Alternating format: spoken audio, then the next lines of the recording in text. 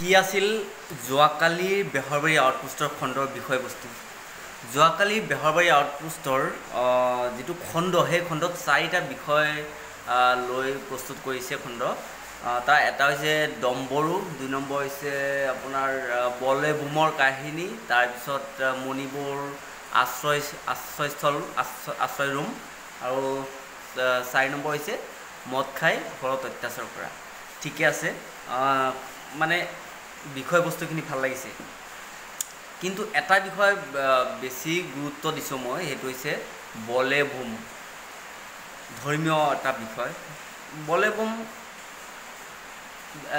যিটো বিষয়টো, সেই বিষয়ৰ যিটো নেগেটিভ অংশ, সেইটো বিষয়ে মই ক'ব বিচাৰিছোঁ যে বলে বুম আমি সৰুৰ পৰা দেখা পাই আহিছোঁ, কিন্তু আগতে যিটো ছিষ্টেম দেখিছিলোঁ সেই ছিষ্টেমটো আৰু বৰ্তমানৰ ছিষ্টেমটো বহুত পাৰ্থক্য হৈ গৈছে। যোৱা 5-7 বছৰৰ পৰা আগতে যিটো বস্তু দেখা পোৱা নাছিলোঁ বেছিকৈ, সেইটো হৈছে যে ডাঙৰ ডাঙৰ ট্ৰাকত ছাউণ্ড ছিষ্টেম আনি নাচি বাগি মদ চদ খাই হাল্লা কৰি ৰাস্তা জাম কৰি মানে যিটো পৰিস্থিতি কৰি পেলাই মানে কি অনিয়ন্ত্ৰিত পৰিস্থিতি এটা কৰি পেলাই, সেই বিষয়টো আৰু বলবুমৰ আচল যিখিনি কাম বা যিটো ধৰ্ম তাৰ লগত বিসংগতি দেখা পোৱা গৈছে বা অলপ পৃথক দেখা পোৱা গৈছে, যে যিখিনি প্ৰয়োজন নাই বলেবুমত তেনেকুৱা দেখা পোৱা গৈ আছে। তাৰ ফলত বহুত ক্ষতি হয়, এক্সিডেণ্ট হয়, তাৰপিছত আপোনাৰ ৰাস্তা যাম জঁট হয়, জৰুৰীকালীন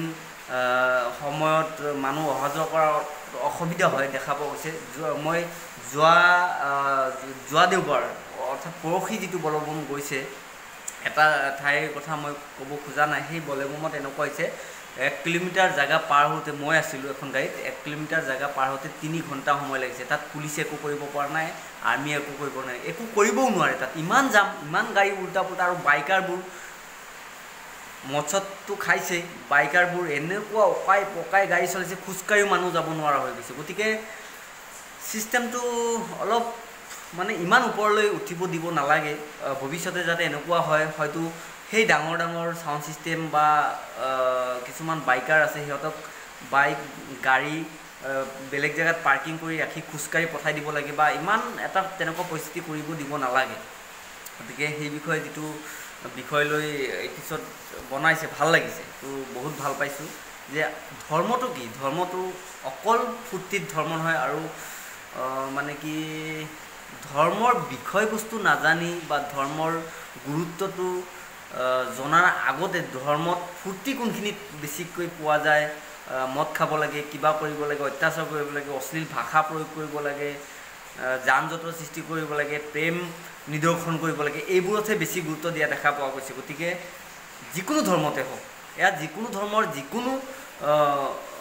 যিকোনো হেৰি হ'ব পাৰে, মানে মেইন ধৰ্মটোত ফ'কাছ কৰিব লাগে। তাত সেই ধৰ্ম কৰিব গৈ যাতে বেলেগৰ অসুবিধাৰ সৃষ্টি নহয়, বা নিজৰ দেহৰ বা নিজৰ প্ৰাণৰ ওপৰত ভাবুকি নাহে, তাৰ ওপৰত গুৰুত্বটো বেছিকৈ দিব লাগে। এই বিষয়টো বেহৰবাৰী আউটপোষ্টে উত্থাপন কৰিছে, মোৰ বহুত ভাল লাগিছে। আগতেও কৰি আহে এনেকুৱা বিষয়বোৰ, আগতেও আনে, ভাল লাগিছে।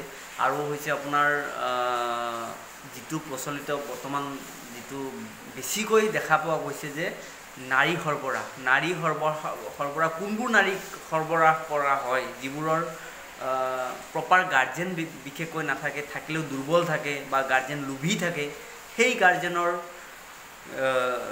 নাৰী ছোৱালী বা তেনেকুৱা ব্যক্তিক সৰবৰাহ কৰোঁতে সুবিধাটো বেছি পায়। গতিকে তেখেতসকলৰ আশ্ৰয়ৰ কাৰণে যিটো ব্যৱস্থা কৰা হৈছে বা তেনেকৈ কৰিব লাগে মানুহে, সেইটো বুজোৱা হৈছে। আৰু আপোনাৰ মদ খাই অত্যাচাৰ কৰাৰ বিষয়টো আজিৰ নহয়, এইটো বহুত পুৰণা বিষয়, বহুত দিন আগৰ পৰা শুনি আছোঁ। মদ খাই অত্যাচাৰ, থানাততো বহুত কেছ আছে তেনেকুৱা, বা সমাজতো দেখা পোৱা যায়। দিনটো কিবা কাম কৰিব, সন্ধিয়া মদ খাই আহি ঘৰত অত্যাচাৰ, মাৰপিট, অকথ্য আচৰণ, মানে কি একো উদ্দেশ্য নোহোৱাকৈ যিটো গালি গালাজ, পৰিয়ালত অশান্তি সৃষ্টি কৰে, তেনেকুৱা এটা বিষয় আনিছে, ভাল লাগিছে। গতিকে পৰৱৰ্তী সময়তো যাতে এনেকুৱা বিষয় আনে, ৰাইজক অৱগত কৰায়, তাৰ কাৰণে আশা কৰিম। ধন্যবাদ।